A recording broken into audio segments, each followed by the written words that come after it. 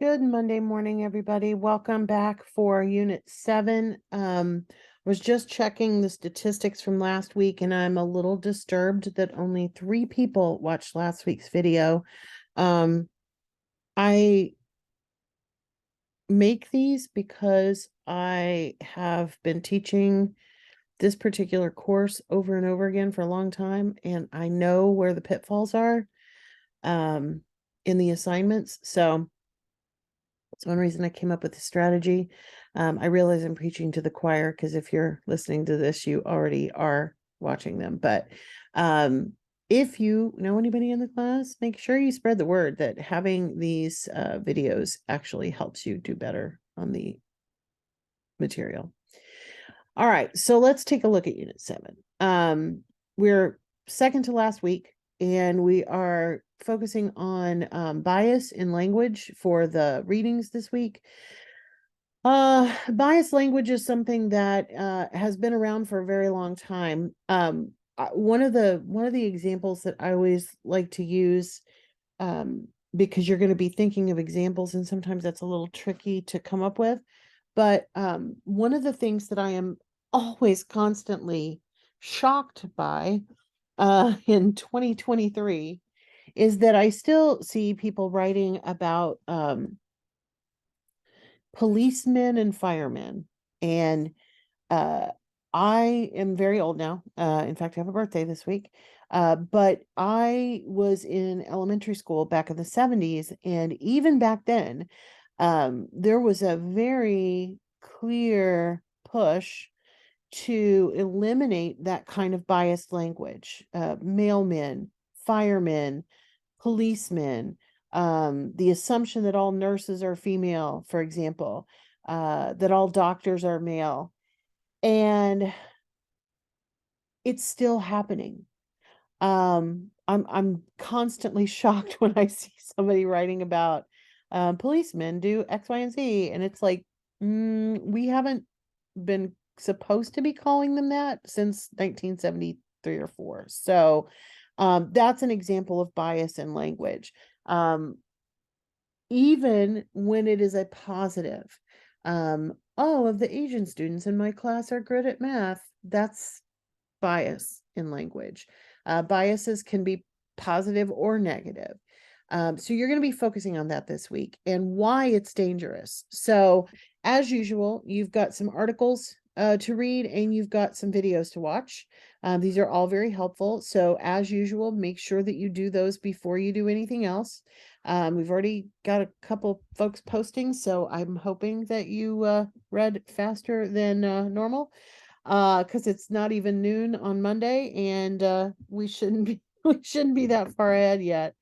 You do have a practice with writing as well, so make sure that you do the unit as normal, because your practice with that information is going to help you on your assignments as well. So run through that practice, and then and only then should you be tackling your writing assignments. Our discussion board this week is about your personal experiences with unconscious bias. Bias in language can sometimes happen because people are not considering the language they use, or they may not be aware of their own unconscious bias. Have you ever encountered an unconscious bias? And I can guarantee you the answer is going to be yes. You may or may not have addressed it, because sometimes when we're out in public, or even when we're in our family, and somebody says something that is clearly biased, a lot of times we don't want to confront them. But did you? What do you think people can do to avoid it? And finally, what is one question about this unit's material that you have for the class? And then, of course, in your peer responses, answer those questions, right? And share responses to their stories of unconscious bias as well. Make sure that you post your own response by Wednesday night if you would like to get all the points possible, and that you will then come back and post to 2 other classmates and or me by Sunday night. So the schedule doesn't change. Next week, I will note for you, next week the schedule will change a little bit. So be on the lookout for those due dates to change in week 8. But for this week, the schedule is the same. You also have a short paper this week on diversity and inclusion. And we're going to go over the assignment sheet for that. But the overview is, in the previous unit, you considered a writer's position on diversity, equity, and inclusion within their workplace. Now you will explore your own ideas surrounding diversity, equity, inclusion to create a short paper on the subjects. So this is your assignment sheet. Make sure that you review it thoroughly, both before you start it and before you turn it in. Make sure that you have met all of the requirements. In the previous unit, that was the overview we just went over. So here are the instructions. Review the articles in this unit's readings and resources and select one article to use in your short paper. You do not have to use more than one. If you want to use more than one, you can, but you're going to need to create a references page with that article's citation on it, as well as cite any quotes or paraphrased information within the body of the essay. Your essay is only going to be 3 paragraphs long.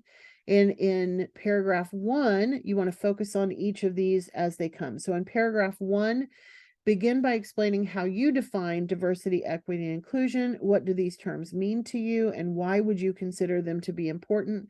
Note, you don't have to use one of the author's definitions, but if you want to include something in that paragraph and cite it, that's fine. In paragraph 2, you have to cite something. So, what do you view to be the most important strategy to promote diversity, equity, and inclusion? In this body paragraph, include evidence from one of the articles from this week's readings. Use a quote from the article to support your answer to the above question. And then you do also include the citation, which will be the author's last name, the year, and the page number. Or if you are choosing the article from Salem Press, there is no author. So it would be the title, Diversity, Equity, Inclusion, 2021, and then the paragraph number. Notice it's PARA. Because there's no author, you would need to use the title. When you do incorporate a quote, make sure that you attach that quote to a sentence or a phrase of your own so that it's not just kind of sitting there by itself. And then for the final paragraph, end the paper by answering this question: how do you think bias in language affects your views on diversity and inclusion? So you will have one item on your reference page if you do not use more than one. And then you will have, so it'll be, your document itself will be at least 3 pages, because you'll have your cover page, the title page, and then you'll have the 3 paragraphs, and those may be over because they'll be double spaced. That may put you over 1 page, and then you'll have the references page on a new page, like on a separate page. So all could be 3, could be 4, but you'll have the full document all in one piece. And you're going to attach that. Now, let me show you what that will look like. This is a sample, and I am going to put this in the announcement so that you can use this as a template. The Unit 7 writing assignment. We have the student's name, the department and post, the course name, my name, and then the date. Of course, that will change to this coming Sunday. Then we have the title again. And we have talking about your chosen self-care strategy. We have the second paragraph where we have a citation, a cited quote. Notice that it does have a phrase attached to it in an article from Star Press. Then we have the quotation, and then we have the author, the year, and the paragraph. That one didn't have page numbers, it had a paragraph. All right. And then we have the final paragraph, which may or may not have cited information. If you do use information, make sure you sort it. And then we have the reference here at the end. Okay. If you need help with it, make sure you reach out. And if you have any questions about it, make sure you reach out to me. You also, of course, can make use of the tutoring system.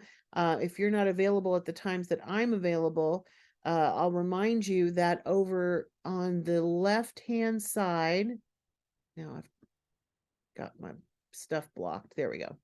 On the left-hand side in the course, there is a link called Tutor Me. So if you are not available when I'm available, you feel like you need some extra help with an assignment, there's a good spot for you to go. All right. All right, everybody. Those are your marching orders for Unit 7. I will be back with you next Monday. So in the meantime, I hope everybody has a great week and happy diversity writing. Take care, everybody.